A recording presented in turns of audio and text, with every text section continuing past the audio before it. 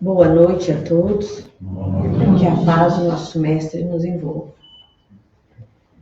E hoje vamos começar nossos trabalhos falando do mês de abril, esse mês que é tão importante para nós. Hoje, 6 de abril, o primeiro sábado do mês, nós vamos começar nossas festividades do aniversário de 17 anos da nossa Casa Espírita. E no dia 18 de abril de 2007, nós começamos a trabalhar, abrimos os trabalhos aqui nessa casa. Nesse tempo, era uma casinha de madeira aqui na frente.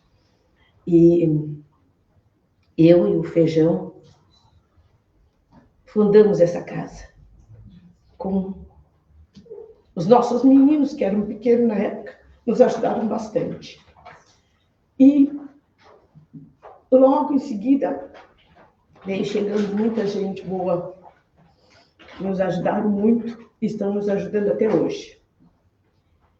E esse mês de abril é sempre marcante para nós, porque o mês de fundação é o mês de aniversário, é o mês de alegria, é o mês de muita luz nessa casa, é o mês que chega muita gente boa, vem visita, encarnada e desencarnada.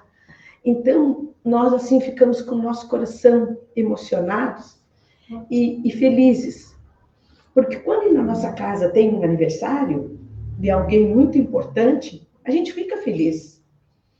E esse mês é um mês de risada, de felicidade para nós, de alegria, de muitas palestras boas como essas que nós vamos ouvir agora, que é do nosso companheiro de ideal espírita, o Aramis, que muito que nós somos hoje e que nós temos aqui nessa casa, nós agradecemos a ele que nos ajudou no começo, lá no começo da outra casa espírita lá em Sombrio, do Allan Kardec, do Celeiro de Luz.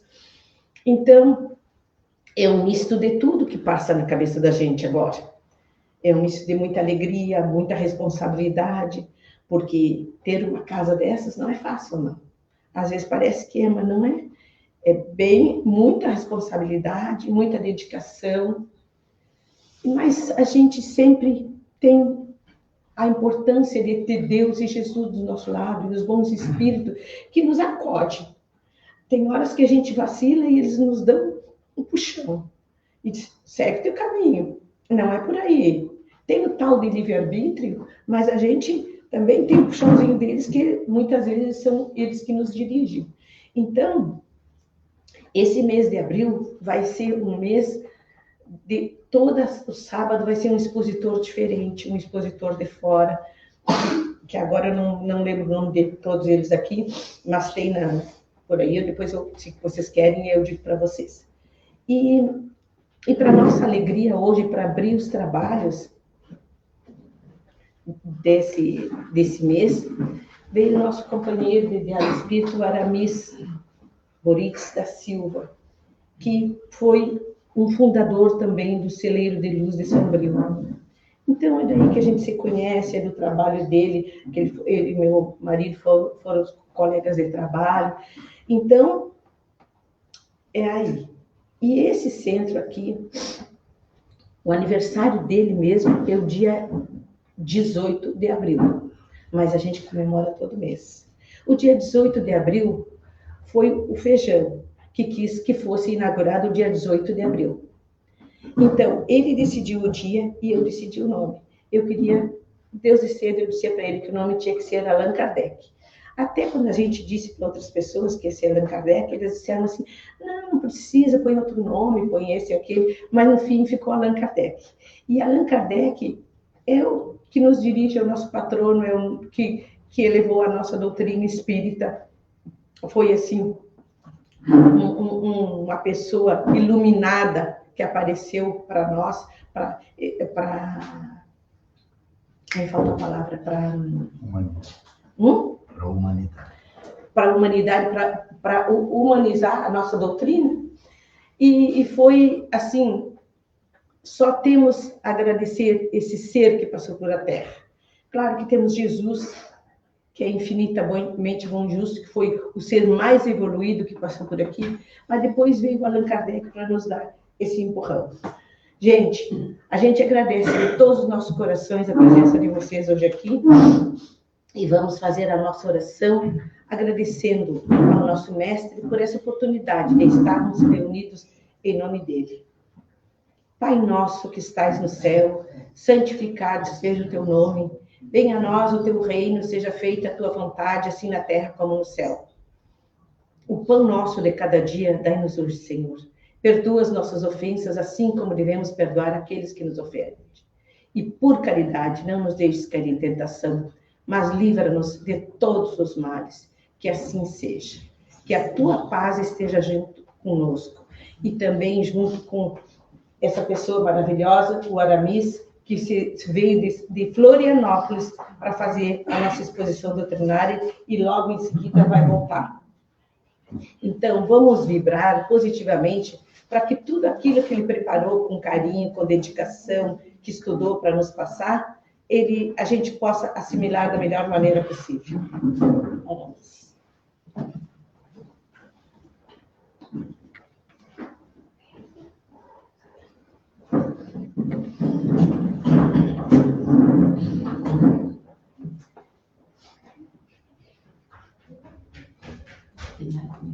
Caros irmãos, boa noite.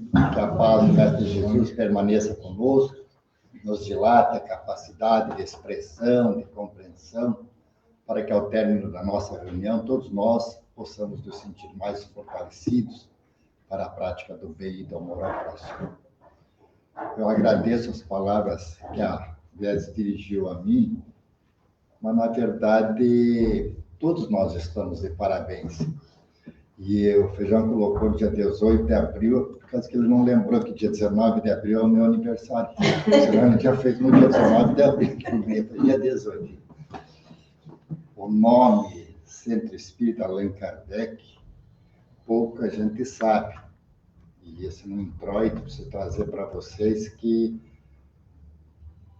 primeiro, uma casa espírita, seja uma casa espírita, seja uma igreja católica, enfim, qualquer templo religioso, antes de ser construído materialmente na Terra, ele já é feito no plano espiritual. Então, essas pessoas que estão hoje envolvidas com a direção, com os trabalhos aqui do Centro Espírita Allan Kardec, já se prepararam antes, lá no plano espiritual, que o Centro Espírita não sai assim por acaso, alguém vai fazer no Centro Espírita, não é assim, é feito lá. Como é que fica a questão do patrono? Quando daí aquelas pessoas que estão fundando a casa, tem que escolher um nome, um patrono. Então, tem pessoas que põem um nome aleatório, outro usa o nome de pessoas. Quando vai se usar o nome de pessoas, por exemplo, você vai usar o Centro Espírita Allan Kardec, Centro Espírita Leon Denis, Centro Espírita Chico Xavier, esses espíritos são consultados se eles concordam em ser patrono daquela casa. E isso é uma conversa no plano espiritual. Essas pessoas que desejam, eu quero colocar esse nome. Aí, aquele que vai ser o patrono, eu aceito ser o teu patrono, vou ficar lá. Agora, precisa seguir determinadas diretrizes, determinados... seria uma diretriz mesmo, normas, porque a pessoa está referendando, está avaliando. É que nem mais ou menos assim, quando a gente pede para alguém alguma coisa emprestada. Ei, você me empresta alguma coisa? Eu te empresto, mas eu quero que você cuide assim, assim, e devolva certinho. Então, o compromisso, quando a Gladys falou que estar cuidando, estar dirigindo uma casa espírita, muita responsabilidade. E não é só da Gladys, só do Feijão, é de todos nós que aqui estamos. De uma forma ou de outra, nós aqui colaboramos, aqui nós trabalhamos, aqui nós recebemos, aqui nós somos auxiliados. Então, isso é muito importante que a gente saiba. O Centro Espírita não é só aquelas pessoas que, por força de estatuto, têm cargos ou desempenham alguma função. O Centro Espírita é nosso, de todos nós. É de Jesus. Aqui é uma casa de Jesus. Aqui é uma casa de oração. Então, todos nós. Feito essa conversa. Parabéns ao Centro Espírita Allan Kardec, 17 anos, um pouquinho mais novo do que eu só, pela mais novo, porque não é mais velho, faz dia 18, eu faço dia 19, eu estou um dia mais novo. Vamos falar hoje, eu tenho vindo em vários aniversários aqui do Centro Espírita Allan Kardec, e a diretoria, algum tempo atrás, decidiu que no mês do aniversário sempre estão abordando no mês todo um tema. No ano passado, se não me falha a memória, foi o Livro dos Espíritos. E esse ano é o Evangelho. Então, nós vamos falar do Evangelho hoje. E, assim, só para começar, para mexer, eu espero que tudo aquilo que eu vou falar aqui tem muito mais valor para mim, que eu preciso fazer isso, precisa ser assim, mas espero que seja útil para cada um de vocês. E que desperte em vocês, mais do que ler o Evangelho, abrir uma página e ler, esperando que dali saia alguma varinha mágica e resolva todos os problemas da gente, que a gente conheça Jesus. A maneira de nós conhecermos Jesus é pelo seu Evangelho. Tem algumas pessoas que perguntam, qual é o Evangelho dos Espíritas? Hoje vocês vão ver que não tem o Evangelho dos Espíritas. Evangelhos tem o Evangelho de Jesus. E eu vou ver se consigo passar isso para vocês, para despertar o interesse por estudar os Evangelhos. Em consequência, conhecer Jesus. Na questão 625 do Livro dos Espíritos, Kardec pergunta aos espíritos superiores se teria algum modelo, algum guia que servisse para a humanidade viver melhor. Isso lá em 1857. E os espíritos superiores respondem com uma só palavra: Jesus. Então, Jesus é modelo e guia. Modelo. O que é modelo? Modelo a gente copia. Né? Não tem um modelo, a gente copia. E guia é aquele que a gente vai seguir. Então, nós temos, a humanidade tem por modelo e guia Jesus. Como é que a gente vai copiar ou como é que a gente vai seguir se a gente não conhece? Então, a ideia é despertar em vocês hoje, para que, peraí, eu falo tanto em Jesus, todo mundo fala em Jesus, mas realmente eu sei o que Jesus é? O que ele significa para mim? Então, vamos lá. O Evangelho, segundo o Espiritismo, eles são 27 capítulos, mas nós não vamos estudar todos os 27 hoje, pelo menos não vai dar tempo. Né?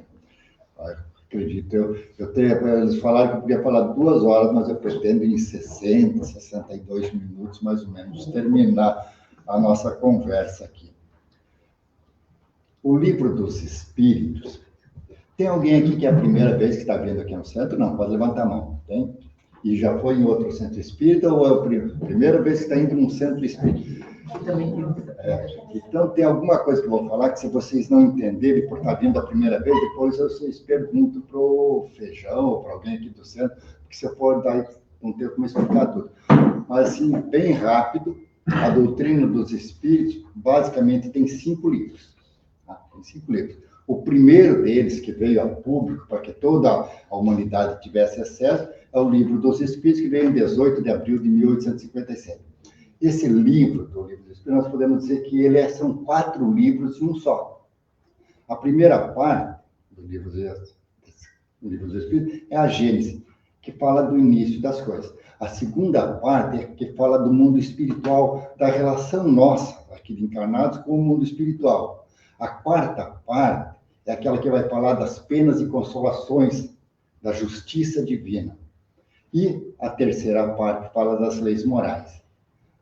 Isso está como filosófico. Então, são 1019 perguntas que estão lá no Livro dos Espíritos, que cada um de nós pode estudar. Então, tudo isso que eu falei está ali em 1019 perguntas, de uma maneira filosófica. Mas Kardec, daí, faz para cada uma dessas partes, ele faz um novo livro, que é para aprofundar, para aquilo que a gente possa entender. Então, daí, para o livro, aquela primeira parte, vai trazer a Gênesis, que vai falar das causas primárias, tudo começou. Então, ali aprofunda o que é Deus, enfim, mostra tudo, o início das coisas todas. Na segunda parte, que vai estar o livro dos médiuns, que vai falar de como é que se faz esse intercâmbio, o que é espírito, por que eu vejo espírito, tudo vai estar nesse segundo livro. Na quarta parte vem o livro, que é aquele da Justiça Divina, é o livro que tem o nome por A Justiça Divina, segundo o Espiritismo, ou O Céu e o Inferno, como é mais conhecido. E as pessoas às vezes têm até medo de ler, por causa do nome Céu e Inferno, é um espetáculo de leitura. E a terceira parte é as leis morais. Vai da pergunta 614 até a pergunta 919. Então, 305 perguntas ali, onde vai estar as leis morais, que é o que nós vamos tratar hoje. Por que nós vamos tratar disso aí hoje? Se nós olharmos o prefácio desse livro aqui, pouca gente, inclusive os espíritas, não se dão muito ao trabalho de ler o prefácio.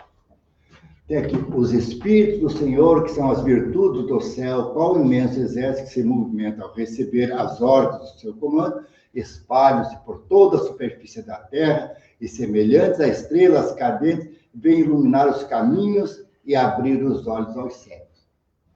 Agora, a parte importante. Quem lê Bíblia vai lembrar disso aqui. Eu vos digo em verdade, que são chegados os tempos em que todas as coisas hão de ser restabelecidas no seu verdadeiro sentido, para dissipar as trevas, confundir os orgulhosos e glorificar os justos. Quem assina esse prefácio é o Espírito de Verdade. Para aqueles que já são espíritas, tem como estudar, como a gente comprovar que o Espírito de Verdade é o mesmo Jesus. Aqueles que estão vindo pela primeira vez, eu não demoraria muito tempo para explicar onde está, como é que a gente vê isso aí. Mas fica essa mensagem para que, opa, isso aqui é importante. Ele diz aqui, eu vos digo em verdade que são chegados os tempos em que todas as coisas hão de ser restabelecidas no seu verdadeiro sentido, para dissipar as trevas, confundir os orgulhosos. Por que está dito isso? Porque houve um momento em que Jesus, estando conosco, ele falou para os seus apóstolos, eu me vou, mas vou pedir ao Pai que mande para o Espírito de Verdade, o Consolador prometido, para, conforme a tradução, então tem que dizer para, outro Espírito da Verdade, para relembrar tudo aquilo que eu estou dizendo agora, que vocês vão esquecer, e explicar aquelas coisas que eu estou dizendo e vocês não entendem. Daqui a pouco a gente vai ver o que Jesus falou e na época a gente não entendia o que ele queria dizer. Beleza? Então, paramos nessa parte para eu poder trazer outras coisas mais, mas vamos voltar ainda naquilo ali. Depois do prefácio, daí vem a introdução. Preciso ler outro pedacinho da introdução, que é fundamental para a nossa compreensão do estudo de hoje. Primeiro parágrafo da introdução. Objetivo desta obra. Pode dividir-se em 5 partes, isso aqui quem está escrevendo é Kardec, Allan Kardec. Podem dividir-se em 5 partes as matérias contidas nos evangelhos, os atos comuns da vida do Cristo, os milagres, as predições, as palavras que foram tomadas pela igreja para fundamento de seus dogmas e o ensino moral. Agora vem aqui. As 4 primeiras têm sido objeto de controvérsia. A última, porém, observou-se constantemente inatacável. Diante desse código divino, a própria incredulidade se curva. Vamos entender, então, primeiro, o que seria isso essas 4 partes que têm controvérsias. Por exemplo, a questão da vida do Cristo. Há estudiosos que dizem que Jesus nasceu em Belém, e prova. Tem outros que dizem que Jesus nasceu em Nazaré, e prova. Então, dá controvérsia, dá discussão. Em relação aos milagres, tem gente que diz que Jesus fez milagres. Eu disse, não, Jesus não fez milagre. Ah, mas como é que ele não mandou Lázaro sair da tumba? Mandou. Aí o que ocorre? Ocorre que alguns dizem assim, não foi milagre, porque Jesus, como era o Espírito puro, iluminado, conhecia as coisas. O que aconteceu com Lázaro? Ele estava com letargia. Tanto que em determinado momento, Jesus diz para Marta, Lázaro dorme. Então, tudo isso gerou controvérsias. Nos dogmas da igreja, disseram que Jesus disse que ele era Deus, eu e o Pai somos um, então Jesus é Deus. Tem Tem outro momento que Jesus fala assim, eu e os apóstolos somos um, então os apóstolos são Deus também. Então, isso aí é sentido figurado. Então, tudo isso deu motivo para controvérsia até hoje, essas 4 partes da discussão. Esse é o motivo de muitas discussões entre as igrejas, por causa dessas 4 primeiras partes. Mas a 5ª parte, que é o ensino moral, até hoje, 2000 e tantos anos, nunca se discutiu. Nem irmãos nossos que não são cristãos, que não tem nada a ver com a doutrina cristã. Pessoal do Oriente, com outras culturas, com outros segmentos religiosos, nunca. A tal ponto que Gandhi falou que se todos os tratados de filosofia, todas as religiões, todos os artigos de fé desaparecessem da Terra e ficasse só o Sermão da Montanha, era o código suficiente para a humanidade viver bem e progredir muito. Então, isso nos dá uma tranquilidade para nós, hoje. Peraí, isso é importante. A parte moral que Jesus ensinou, ninguém questionou, ninguém botou em dúvida. Então, não tem muito... Peraí, então, é aqui o caminho. Não interessa lá se Jesus andou, se teve com a Síria, se teve aonde... Não interessa para nós, o importante para nós é saber que Jesus nasceu. Se foi em Nazaré ou Belém, qual a diferença que faz para nós? Nenhuma, né? O importante é que ele nasceu, trouxe essa coisa para nós. Então, essa é a parte que a gente tem que... Então, vamos estudar. Vamos começar a entender isso.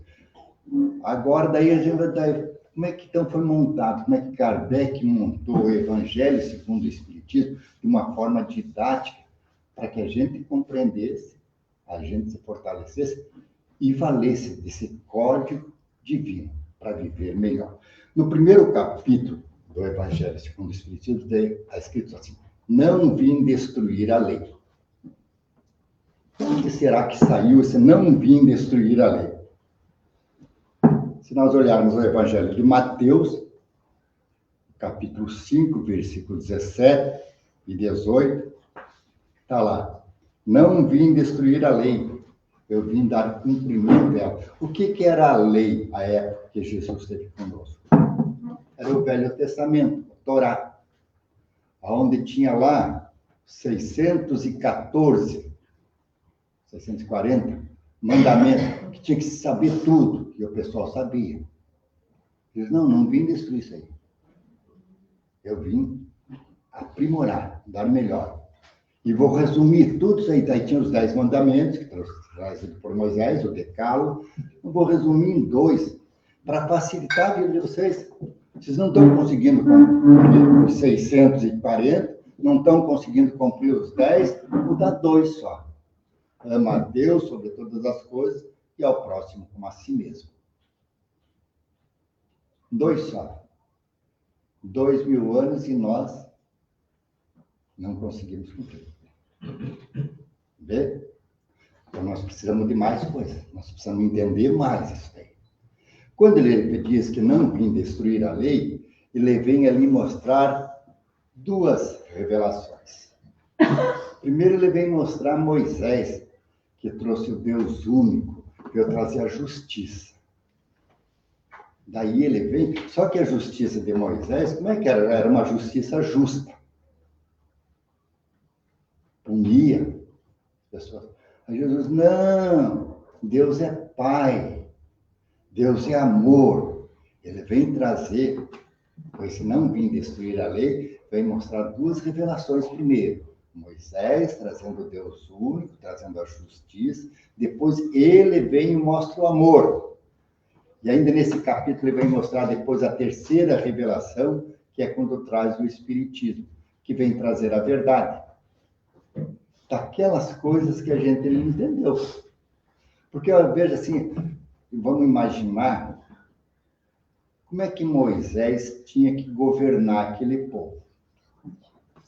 Aquele povo éramos nós, atrasados, recém-saído de um regime de escravidão de 400 anos, onde nós ficamos promíscuos de toda a ordem. Ele precisou andar pelo deserto com aquele povo. Peraí, vamos organizar isso aqui.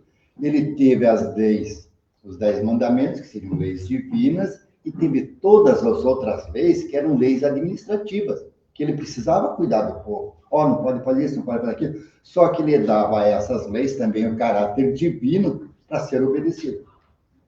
Então, nesse primeiro capítulo, quando ele vem ali, traz o Moisés com Deus justo, Jesus trazendo o Pai misericordioso, e com a doutrina espírita, vem já, deixa de ser aquele Deus personificado em alguma pessoa, e vem trazer como a inteligência suprema, causa primária de todas as coisas. Que a gente tem dificuldade até hoje. Dado a nossa ainda pouca evolução, se um filho nosso pergunta, pai, me explica Deus. O que a gente faz? A gente troca de assunto. Vamos conversar sobre outra coisa. Se não dá, o que eu vou dizer para ele? Se eu disser que é um velhinho que está lá nas nuvens, criançada hoje em dia, não, tem um monte de planeta, tem estrela para ir tudo. Esse Deus aí não me serve. Se eu disser que a criança vai lá, não faça isso que Deus castiga. Pai, como que Deus castiga? Ele não é pai da gente? Como é que ele castiga? Veja, quanta pergunta. Então, com a doutrina espírita, nós vamos ver que Deus é a inteligência suprema, causa primária de todas as coisas. Já me interessa estudar esse capítulo. Eu vou estudar o capítulo 1 do Evangelho segundo o Espírito, para entender o que Jesus quis dizer com não vir destruir a lei, como é que ele estava dando cumprimento à lei e que novas informações ele estava trazendo para mim. Aí nós passamos do capítulo 1, não vou falar dos 27 não, tá? Pode ficar tranquilo, que senão não dá. Nós não vamos falar os 27. Mas nós precisamos falar pelo menos de alguns, a gente precisa puxar. Que no capítulo 2, tem por título, meu reino não é deste mundo. De onde saiu esse meu reino não é deste mundo? Esse todos vocês sabem. Podem não lembrar onde que está lá na Bíblia, mas vocês sabem. Como é que foi a conversa de Jesus com Pilatos? E daí Pilatos diz, você é rei dos judeus? Eu não, meu reino não é deste mundo. O que está dizendo que eu sou rei? Peraí, Jesus disse, meu reino não é deste mundo, então tem um outro mundo. Se ele não é rei daqui, meu reino não é desse mundo, ele tem um outro reino. Então, isso é importante para nós sabermos. Daí isso aqui para vocês saberem, depois quem quiser estudar lá na Bíblia, vai buscar lá São João, capítulo 18, versículo 33, 36 e 37. Meu reino não é deste mundo. Aqui eu quero fazer um parênteses que é muito comum o pessoal falar no movimento espírita, que diz assim, a felicidade não é deste mundo. Quem fala isso está falando uma verdade. Mas nós também não somos deste mundo. Nós também não somos deste mundo. Nós estamos aqui vestindo um corpo de carne, vamos passar um período aqui que é para nós evoluirmos, acertarmos algumas diferenças, um com o outro, mas nós estamos num processo evolutivo. Nós não somos deste mundo material. Tem só 2 tipos de mundo, só existem 2. O mundo material e o mundo espiritual. Nós estagiamos no mundo material, que é isso que nós estamos fazendo aqui agora, mas nós somos do outro mundo, que é onde nós vamos encontrar a felicidade, à medida que vamos progredindo. Aqui, ainda mais nesse planeta que nós moramos aqui, que é um mundo de expiação e prova, nós teremos muitas, situações aparentemente difíceis, que na verdade são ensinamentos. Eu escutei há poucos dias, alguém perguntou assim, qual é mais doído? A dor da disciplina ou a dor do arrependimento? Pesado, né? Bem pesado. A dor da disciplina, a dor do arrependimento. Vou fazer o exemplo comigo. Daí cada um cria para si como quiser fazer comigo. Eu estou barrigudinho. Sabe como é que você tira essa barriguinha aqui? Com disciplina. Fechar a boca e exercício. Dói? Mas se tiver algum barrigudinho que nem eu, sabe que dói. Não dói. Mas será se a dor depois daqui 10 anos, lá 5 anos, no meu caso 10 anos, não sei se eu chego 10 anos. Se eu chegar lá, mas eu podia ter começado mais cedo a fazer. Eu vejo, fiz um exemplo com a minha barriguinha, que é simples de fazer, mas quantas outras coisas a gente diz, se eu tivesse tido a disciplina de fazer isso lá quando era novo, hoje não estaria passando por isso. Então, é disso que é quando ele fala aqui, que a gente diz, meu reino não é desse mundo, aqui nós temos oportunidades de crescimento, não existe castigo. Nós vamos ver logo mais na frente, ninguém aqui está sendo castigado. Aquele Deus justiceiro do Moisés passou. Hoje nós estamos com um Deus de amor. É uma oportunidade a mais. Imaginem vocês que um filho de vocês quebra a louça mais bonita dentro de casa. A louça mais bonita que tem. Vocês vão punir eles pro resto da vida. Não te quero ver mais a cara aqui. Some. Porque tu quebrou isso aqui, tu não tem mais salvação. Vocês fariam isso com o filho de vocês? Não. Por que Deus faria conosco? Então, sempre mais uma oportunidade. Eu volto já nesse assunto, tá? Aqui, hoje chega daí, não, vou pular o capítulo 3, depois eu volto nele, mas vamos no 4, que é para falar disso daí, que o Pai pune, não pune, dá oportunidade. O capítulo 4 tem por título, ninguém poderá ver o reino de Deus se não nascer de novo. Vocês lembram da conversa na calada da noite de um doutor da lei, o doutor da lei da época, era aquele que sabia os 640 artigos, de trás para frente, de frente para trás, sabia todos. E daí foi conversar com Jesus. Que história é essa? Ele tem que nascer de novo. Como é que um homem velho vai entrar no ventre de uma mulher? Aí Jesus respondeu, se tu não entende das coisas que te falo aqui da terra, como é que tu quer entender das coisas do plano espiritual? Jesus estava falando da reencarnação.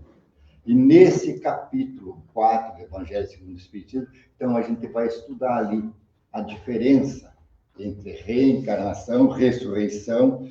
Vamos ver lá, esse do nascer de novo está registrado no Evangelho de João. Veja por que eu disse que eu não tenho o Evangelho dos Espíritos. Tudo que eu estou tratando aqui para o Evangelho dos Espíritos está comentando aqui alguma coisa lá do Evangelho, de Mateus, de Lucas e João. Outra coisa importante, tudo aquilo que Jesus falou, que está registrado pelos 4 evangelistas lá, teve alguns temas que foram registrados por 3 evangelistas. Tem outros que, quando foi por 3, Kardec vai e explica os 3 o que eles quiseram dizer. Quando foi por 2, ele explica por 2. Quando foi só um que falou, ele explica também. Tá? Então, tem muita coisa que só João falou. Kardec vai lá e explica. No livro dos Espíritos, Kardec pergunta para os espíritos superiores no que se funda o dogma da reencarnação. Olha a resposta. Na justiça de Deus e na revelação, pois incessantemente repetimos, o bom pai deixa sempre aberta a seus filhos uma porta para o arrependimento. É aquilo que eu falei. Se o filho quebrasse um vaso, nós vamos punir ele para sempre. Se um filho pedir para vocês um pão, vocês vão dar uma pedra para ele mastigar? Se nós que somos imperfeitos, eu acho que todo mundo aqui se reconhece ainda imperfeito, com bastante erro. Se nós queremos o melhor para o nosso filho, filho, tu quebrou o vaso, isso aqui custou muito caro. Realmente, vamos diminuir a tua mesada, vou tirar um pouco da tua mesada para guardar o dinheiro para comprar o vaso. Ou se você tem condições de trabalhar, tu vai trabalhar, vai me dar um dinheiro para nós comprar. A gente não vai fazer isso com o filho, vamos dizer que seja um filho que já esteja trabalhando. Por que Deus não nos daria uma outra oportunidade? É isso que está ocorrendo conosco aqui. Nós estamos tendo mais uma oportunidade e teremos tantas quantas forem necessárias até que a gente chegue à perfeição possível para nós espíritos, nossos filhos. Nós nunca chegaremos a ser Deus, mas nós poderemos ser um Jesus, poderemos ser um São Francisco, poderemos ser um Paulo. Seremos, na verdade. Quantos milênios vamos levar, não sei, mas a gente vai nesse processo, vai trabalhando. É assim que a gente vai conquistar, assim que a gente vai evoluir. Se dá para fazer analogia na nossa vida, essa jornada que começou há alguns anos atrás, e a gente não sabia escrever, não sabia ler, foi para a escola, começou a trabalhar, ganhou dinheiro, aprendeu, mas chegou agora já, opa, eu dei uma crescida, eu aprendi alguma coisa, eu melhorei, eu não sabia datilografia, aprendi datilografia, tem gente aí que não sabe nem o que é a máquina da datilografia, assim, do meu tempo. Mas não, eu sou antigo, vocês não sabem quanto.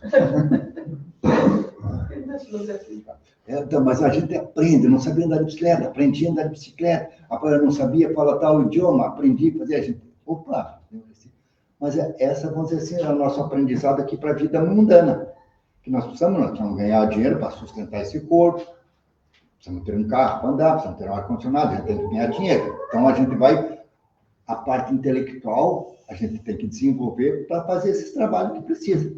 Se a gente lembrar, não faz muito tempo, a gente não tinha carro, andava só de carroça. Mais para trás, um pouquinho, nem de carroça.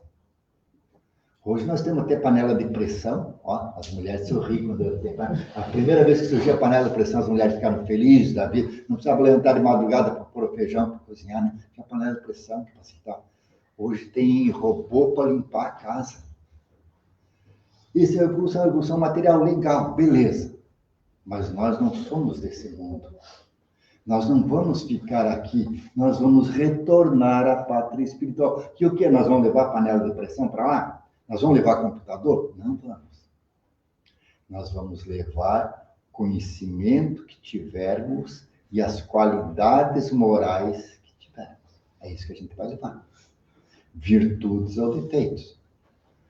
Todos nós, eu falo em quase todas as exposições, eu falo, essa talvez seja a primeira reencarnação que nós sabemos que nós somos os responsáveis pela nossa jornada. Não dependo de ninguém, dependo só de mim. A Glésia falou do livre-arbítrio. Todos nós temos. E o livre-arbítrio, legal. Agora, a consequência, plantar, é livre. Eu posso plantar alface. Agora, se eu plantar alface, não vou colher repolho. Vou colher alface. Se eu plantar limão, não vou colher banana. Então, eu sei disso já hoje. Então, eu posso. E é com essas plantações que eu vou retornar ao plano espiritual. Aí não fiz muito bem, tem mais uma oportunidade, tantas quantas forem necessárias.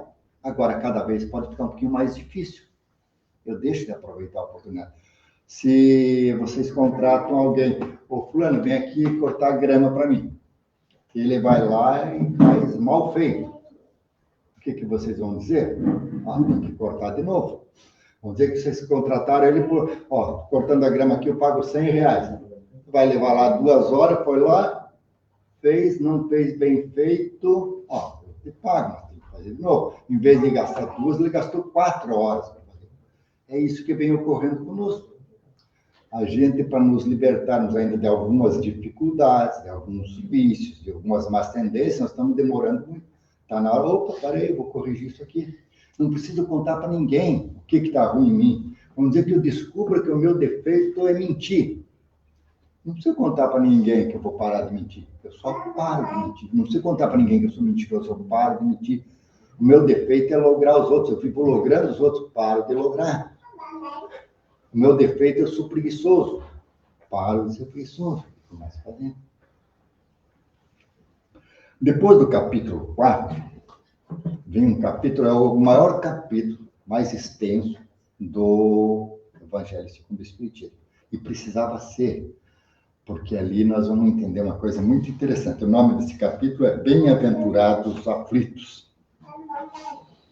E as pessoas, depois que nos conhecem, os espíritas, costumam dizer que o espírita gosta de sofrer. Mentira. Espírito não gosta de sofrer. Espírito sofre porque gosta. E isso é diferente. Gostar de sofrer é uma coisa. Sofre porque gosta é outra. O que é sofre porque gosta? porque eu entendo a razão do meu sofrimento. E é nos bem-aventurados aflitos que a gente vai entender isso. E é aquilo que Jesus disse, eu preciso mandar alguém para entender, explicar para vocês, que vocês não entendem agora. Como é que alguém pode ser feliz, bem-aventurado é feliz, tendo nascido com um problema físico? Como alguém pode ser feliz tendo um filho doente? Como posso eu ser feliz vivendo na miséria absoluta? Que é um sofrimento, não é? Não é uma aflição. Imagine você não ter o que comer, não é uma aflição? Como é que essa pessoa pode ser feliz? Como é que ela pode ser bem-aventurada? Não dá, parece que não dá para entender, né? Vocês já tinham parado para pensar nisso, que as bem-aventuranças, quando Jesus fala das bem-aventuranças? Então, por isso que eu digo que os espíritos gostam de sofrer. Não, o espírito não gosta de sofrer, ele só sofre porque gosta. Porque eu sei que a hora que eu estou passando por uma aflição, aquilo tem uma razão de ser. Uma razão de ser. E é uma razão justa. Por que eu sei que a razão é justa? Porque todos, se eu perguntasse no início, que perguntasse para vocês, ei, Deus é perfeito? Deus é justo? Tenho certeza que 100% de vocês diriam que Deus é bom, que é justo e que é misericordioso. Bom, se ele é perfeito, é bom, é justo, em sendo perfeito não faz nada errado. Porque se ele fizesse alguma coisa errada, ele não seria perfeito. Aí alguém sempre tem aquela pessoa que diz, então não, tem alguma coisa errada aí. O senhor não disse que eu sou imperfeito? Sim, nós ainda somos livres. Então Deus fez eu imperfeito? Não, Deus não nos criou imperfeito. Deus nos criou perfeito em germe. Todas essas virtudes em nós temos que desenvolver. Então, o processo da reencarnação é desenvolver essas virtudes. Todos nós somos espíritos perfeitos, não tenham dúvida disso, vocês são perfeitos, como eu sou também. Só que está em germe, está latente. Vai ter que desenvolver, nós trabalhamos isso. Então, isso é muito importante a gente saber nessa coisa. Nesse capítulo lá, do Bem-aventurados aflitos, Kardec vai tratar também das causas atuais das aflições e causas anteriores. Por exemplo, a gente pode estar passando por uma aflição que eu não sei porquê. Se 90% do que nós passamos das aflições é dessa reencarnação, é de atitudes, de decisões que nós tomamos nessa reencarnação. Mas tem algumas que, se não está aqui, a origem vem de outra vida. Como é que funciona isso? Vamos imaginar nós já aí com 90 anos e fazer um erro muito grave. E desencarnei, morri. Não tive tempo de corrigir. Deus não é justo? É. Então, se ele é justo, um dia eu vou ter que corrigir aquilo. Vamos dizer que eu logrei a Gladys. Logrei, daí para morrer, que a Gladys vai ficar no prejuízo? Não, ela não vai ficar no prejuízo, mas eu cometi um erro, né? Eu vou ter que corrigir. Quando que eu vou corrigir? Numa outra existência. E aquilo que às vezes a gente chama de sofrimento, nada mais é do que a gente estar reparando coisas. Não tem, mas aquela pessoa que está comigo é chata, me incomoda. Como é que tu vai desenvolver paciência se não tiver um chato do teu lado? Como é que você vai ser perseverante em alguma coisa se não tiver que cuidar de alguém? Então, essas pessoas que às vezes a gente chama de chatos, são nossos mestres. Estão nos auxiliando a desenvolver alguma habilidade. Daí alguém poderia dizer, mas isso vai virar um ciclo vicioso, então. Hoje eu faço mal para ela, amanhã ela faz mal para mim, e assim fica toda a vida. Não. Uma hora um de nós sai desse ciclo. Agora, na Terra, que é um mundo de expiação e prova, isso ainda está presente porque nós somos ainda espíritos em evolução. E Jesus explicou isso quando ele disse assim, tem que ter, com outras palavras, estou usando a minha, tem que ter escândalo na Terra. Escândalo é fazer a coisa errada. Mas ai daquele por quem vem o escândalo. Então, quer dizer, não estão roubando aí porque é para fazer prova. Não, quem está roubando porque está errando, quem ainda não aprendeu, ainda está em dificuldade. E aquele que está sendo logrado não está sendo injustiçado. Talvez ele esteja só reparando alguma coisa que ele fez no passado. Vocês já viram quanta gente do passado, se a gente olhar a história, que fizeram maldades? Quantas maldades ocorreram? Quantas estão ocorrendo hoje? Quantas pessoas hoje estão assaltando, estuprando, matando? Cheio. Essas pessoas vão ter que reparar. Algumas conseguem reparar nessa jornada, outras não. Eu faço visita no Hospital de Câncer, no Hospital de Câncer uma vez por semana, no outro hospital uma vez por semana, e nos mesmos dias faço visita nos presídios. Se eu dissesse para vocês que a dor é praticamente igual de quem está lá no leito de dor e daquele que está lá, por exemplo, visitei esses dias lá que está com 130 anos de condenação. Não vai sair. Então, mas ele mereceu, com certeza mereceu. Eu não sei nem por que ele está estranho, mas com certeza mereceu. Agora, imagine você pensar uma pessoa viver 130 anos em 2x2. 6 pessoas em 2x2 espaço. 3 biliches assim, 3 biliches aqui. Um banheirinho ali para vocês. Acho que a letra é sofrimento, mas ele não está sendo injustiçado, não. Alguma coisa ele fez e tem que passar por isso. Aquela pessoa que está, às vezes, lá, com um câncer, que está com um problema, tem uma perna amputada, está diabetes, alguma coisa assim, está sendo castigado? Não. Então, e essa daí nós encontramos, aonde que a gente vai encontrar justiça para isso? É na reencarnação. Se nós não conhecermos a respeito da reencarnação, nós não vamos entender Jesus.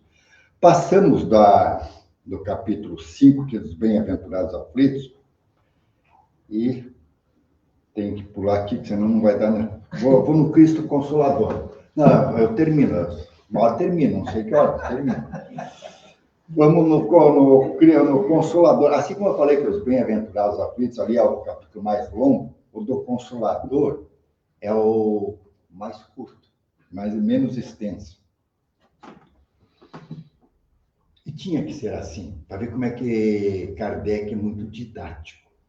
Primeiro, as aflições é por isso. Mas daí já vem o consolo. Como é que vai vir o consolo? Então, ela assim, volta aquilo que está lá vai estar no livro dos médios e vai estar no Evangelho. Venho como outrora aos transviados filhos de Israel, trazer-vos a verdade e dissipar as trevas. Escutai-me. O Espiritismo, como fez antigamente a minha palavra, tem de lembrar aos incrédulos que acima deles reina a imutável verdade, o Deus bom, o Deus grande, que faz germinem as plantas e se levantem as ondas. Revelei a doutrina divinal, como um ceifeiro reuni em fez o bem esparso no seio da humanidade e diz: vinde a mim todos vós que sofreis. E aqui daí vem uma coisa que Kardec traz para nós, que é importante. Espíritas, amai-vos. Este é o primeiro ensinamento. Instruí-vos o segundo. Instruí-vos o segundo. Amai-vos o primeiro.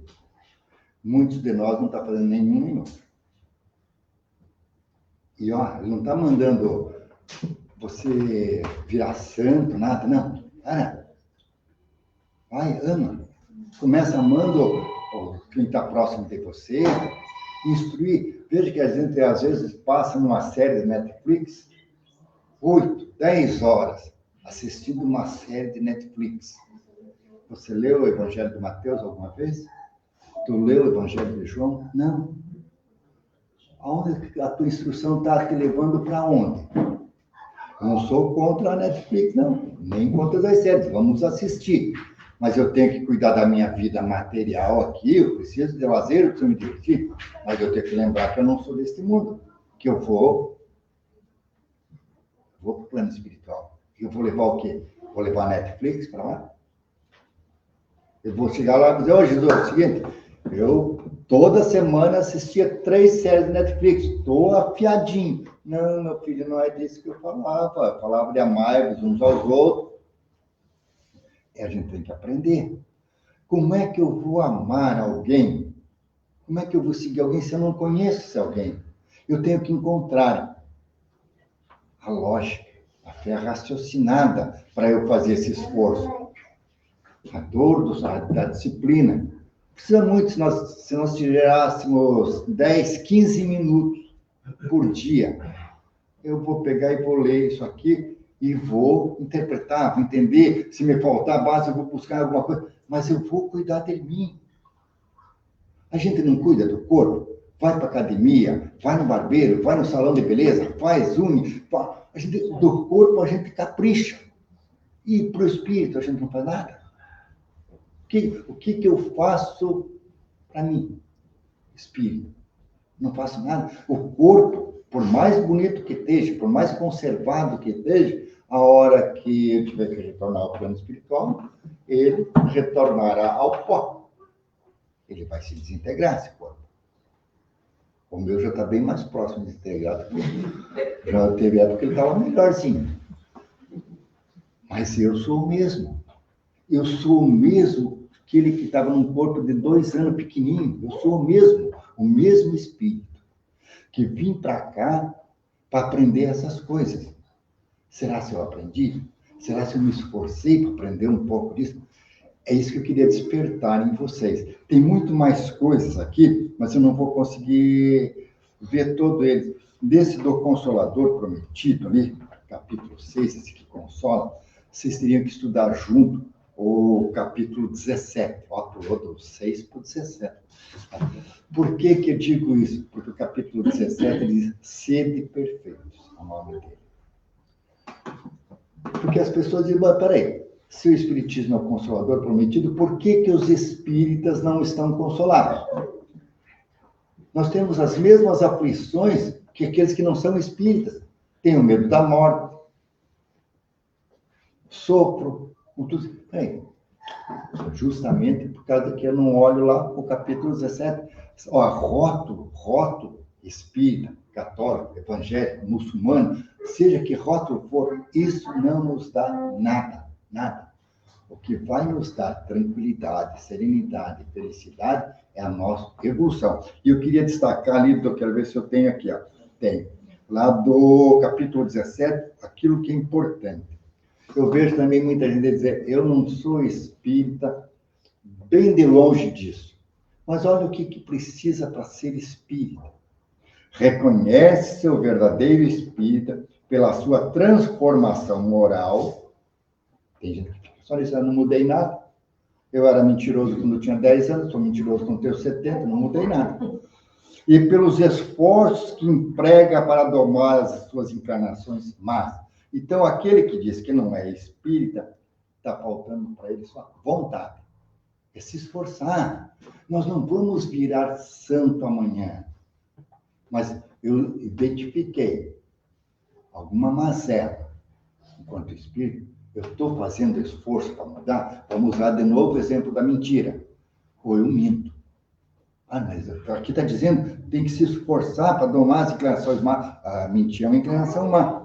Peraí, então, hoje eu menti 10 vezes, amanhã eu vou mentir só 9. E aí, daqui a pouco eu não minto mais. É assim que se... Não vai ser assim, não vai ter uma varinha de condão para nos mudar. Já vou terminar.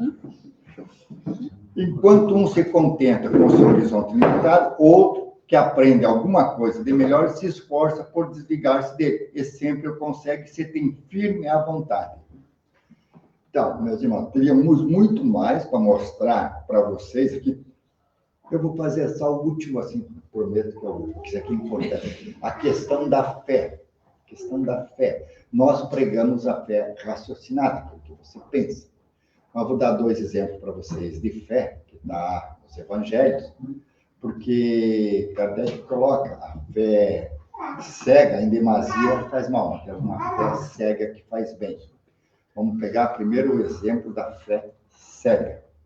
Todo mundo conhece a história da mulher hemorroísa ou hemofílica, conforme a tradução que tem dos evangelhos. Era aquela mulher que estava há muitos anos perdendo o sangue e já tinha consultado todos os médicos, a época, o curandeiro, aquela coisa toda, e não tinha como parar aquele fluxo sanguíneo dela. Vivia praticamente morta em pé. E ela tinha na cabeça dela que se ela tocasse em Jesus, ela ficaria curada. Jesus está caminhando, aquela multidão batendo um no outro, lá, ficou se empurrando para cá, empurra para lá. Daqui a pouco, Jesus diz: alguém me tocou. E Pedro, assim, naquela delicadeza, mas o que é isso, Jesus? Está todo mundo me empurrando? Como é que alguém pegou? A coitada da mulher, ela disse: me descobriu. Como que alguém lhe tocou? Alguém me tocou e saiu virtude de mim. A mulher não tinha tocado Jesus, a mulher tinha tocado a barra da túnica de Jesus. Então, imaginemos a situação. Essa mulher estava o quê? Rastejando. Né? Ela não estava nem em pé. Tocou e ficou curada. Isso é a fé cega. Não tem nenhum raciocínio para explicar aquela crença que ela tinha, que se eu tocar, sabe? Então, esse é um exemplo da fé cega. Em demasia, vai nos virar fanático. Então, temos que ter cuidado com isso. Agora, vamos na fé raciocinada. Estava Jesus e um centurião mandou um seu soldado falar com Jesus que ele tinha um servo dele que estava doente e queria que Jesus curasse. O servo falou com Jesus, Jesus disse... No Evangelho, vocês vão encontrar com outras palavras, tá? Que eu vou traduzir com a minha, que tem, não estou me lembrando. Aí o servo foi lá e disse: ó, o centurião quer que o senhor cure o servo dele.